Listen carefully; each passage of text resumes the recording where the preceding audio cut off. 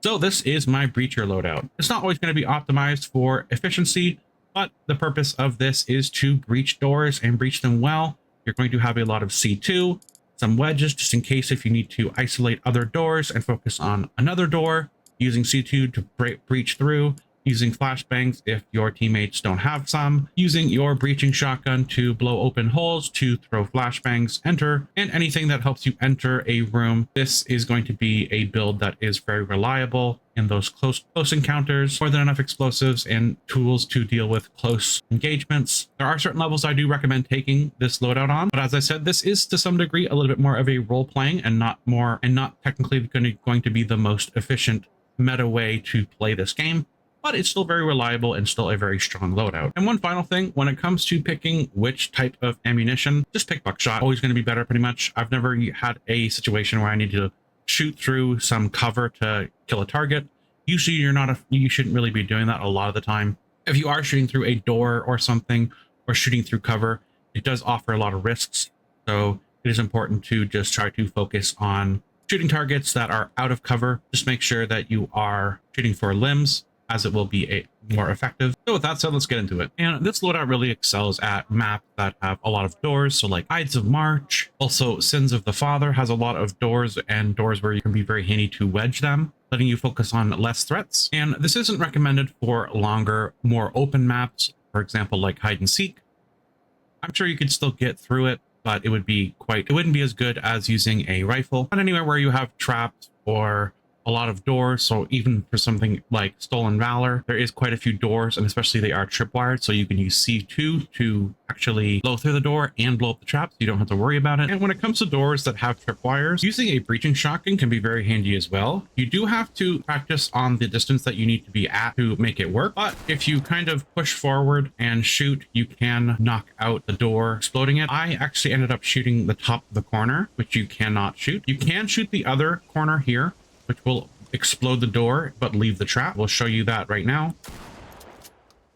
And the trap is unharmed. Even though the pieces of the door land on it, it is still not blowing up. So if you want visibility while entering here without actually blowing up the trap, you can apply the door freely without any obstruction. Looks like there's one right around this corner, so you would obviously throw a flashbang and take him out. Just remember that you still need to disarm the wire. It is going to be a lot easier to see and disarm. There's no chance of you actually bumping the door and popping it open. But there's another thing you can do if there is a trap on the other side of a door and you want to blow it up just with your breaching shotgun. There is a certain distance where this will work.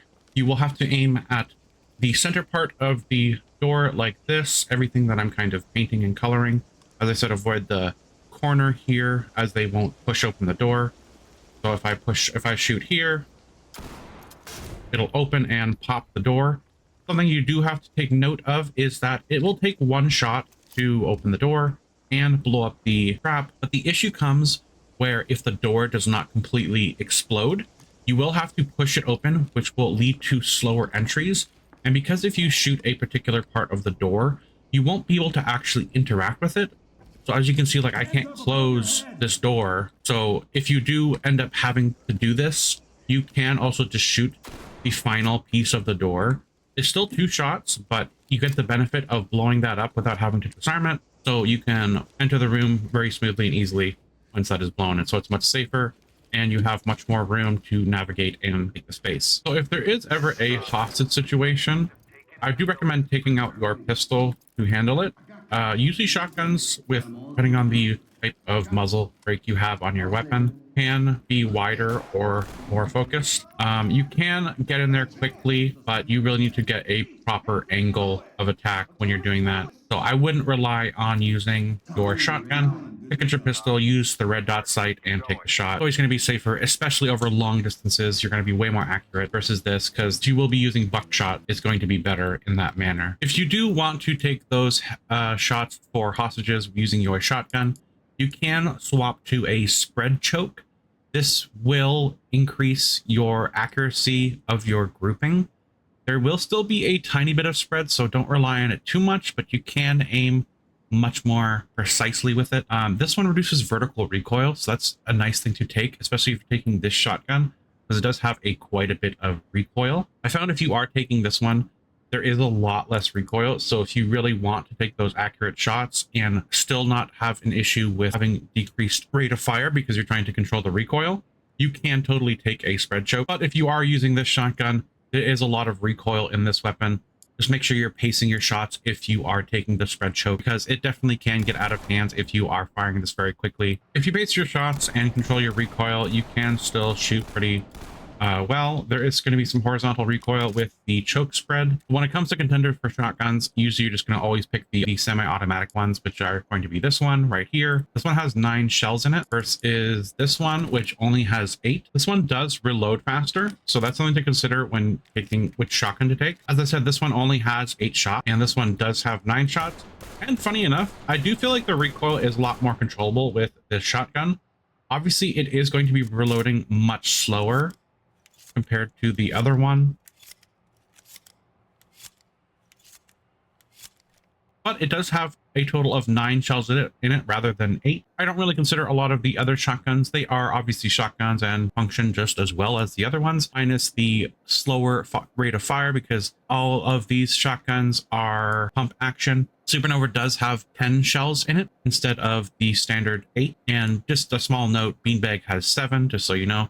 So when you do take a shotgun, this is usually the one I recommend, as long as you are reloading in safe locations. But if you enjoy a different type of shotgun, there's no harm in taking a different one. The next weapon in this loadout is going to be my 5.7. Pretty much hard to reliably choose any other pistol, quite frankly, just because the 5.7 is just so reliable, so strong, and so good in so many different circumstances. It's quite honestly the jack of all trades. High capacity magazine, 20 rounds, medium armor penetration. It's an excellent weapon, has very low recoil, very controllable, and there's not a big reason to take a suppressor a lot of the time. It might reduce your recoil just a slightly tiny bit, but it is very controllable, assuming you are shooting at a steady pace and not just spamming and firing wildly like a madman. And when it comes to the breaching tool that I would be using, RAM is a tool that is infinite, but a lot of the time the breaching shotgun has so much more utility and offers much more interesting and unique ways to solve issues. Pretty much every time I would recommend taking the breaching shotgun, simply because it just has way more utility and can do basically almost everything the RAM can do. The only thing the RAM can do better than the shotgun is open up the door immediately all the way. Fundamentally the only difference in terms of like its speed of opening a door per se. But when it comes to the breaching shotgun, you might open it slightly slower, but it's not really going to make a big difference in the grand scheme of things. For your armor and your coverage, I do recommend taking ceramic front and back,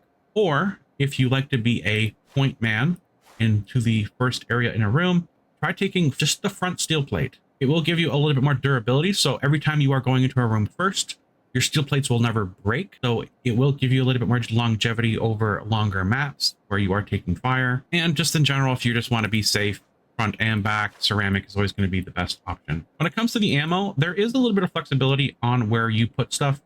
If you feel like there's going to be a lot of doors, you do have enough C2 to blow through a lot of the important doors if you want to save them. I take 1 wedge. This is usually enough for a lot of the levels that require a breaching loadout. This is supposed to be a very flexible type of loadout, but you can take 1 point away from your flashbang to put it somewhere else. So for example, like a wedge, remember that every 1 point of wedge that you have It is 2 wedges, so I technically have a total of 4 wedges here. If you feel like you don't have enough like primary ammo, you can use that. If you feel like you don't have enough pistol, you can use that.